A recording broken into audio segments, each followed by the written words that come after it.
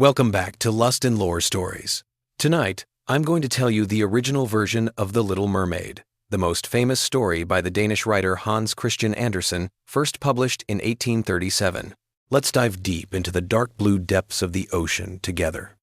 Get comfortable, turn off the lights, and listen. Far, far down beneath the sea, where the water is as clear as the purest crystal and bluer than the greenest forests on land, lies the kingdom of the Sea King.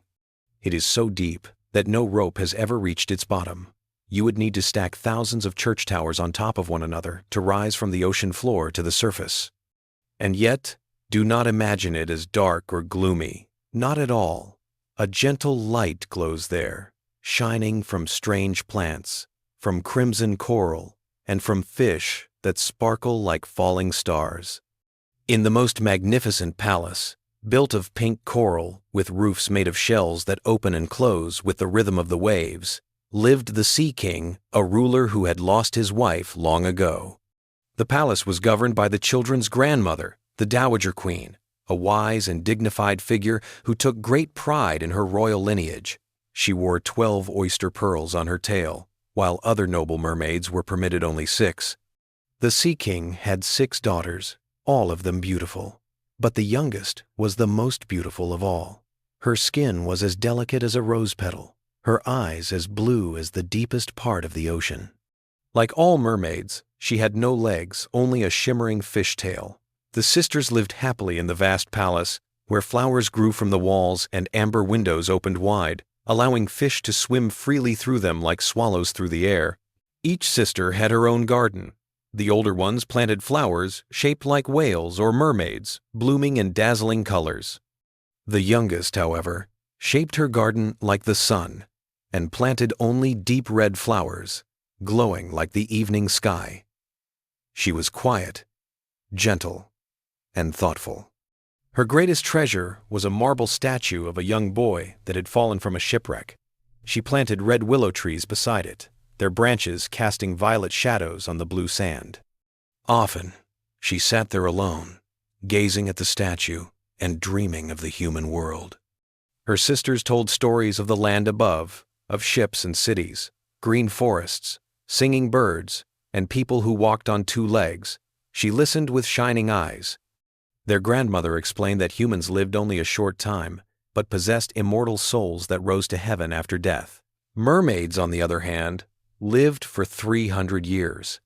But when they died, they turned into sea foam, leaving no eternal soul behind.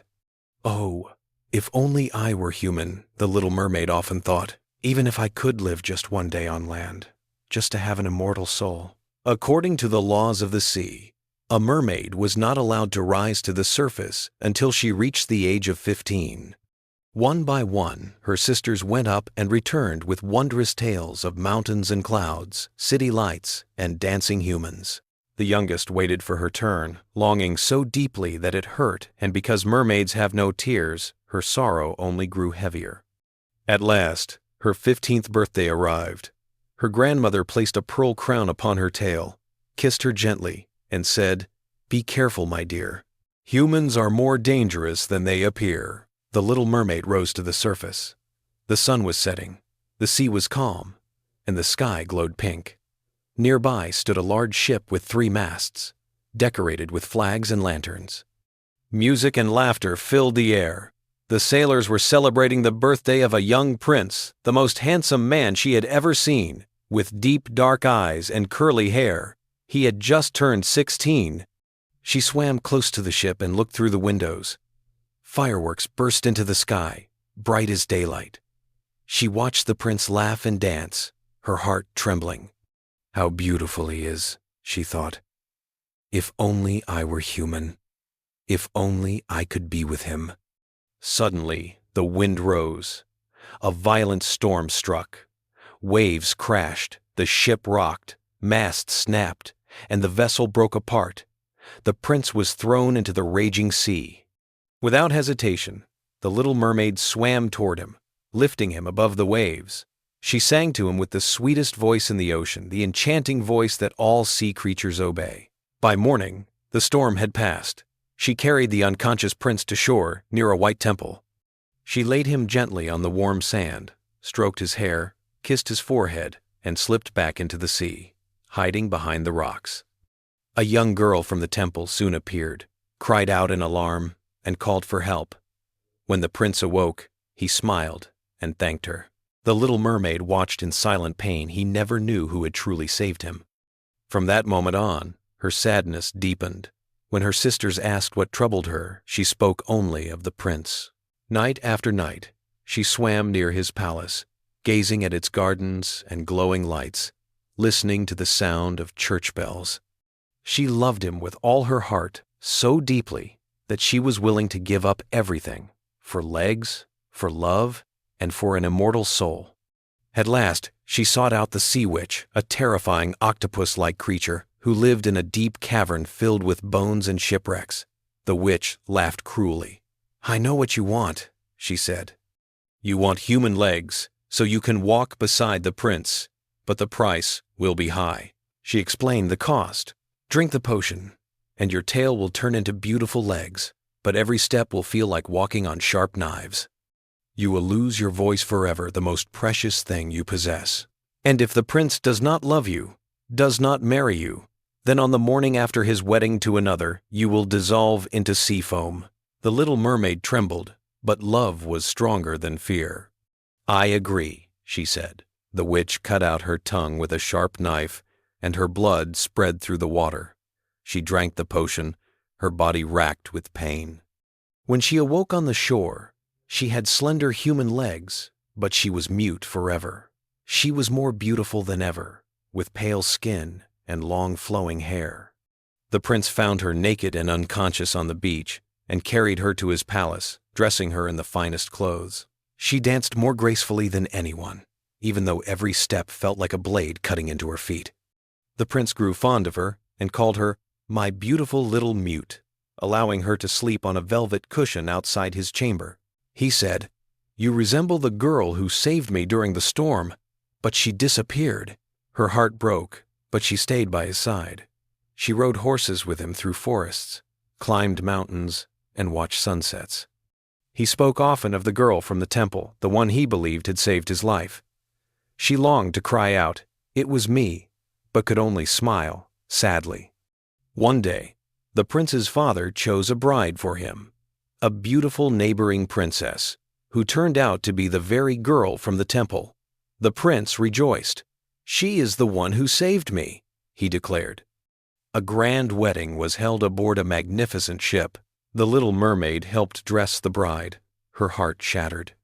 That night, her sisters rose from the sea, their hair cut short, and handed her a sharp knife.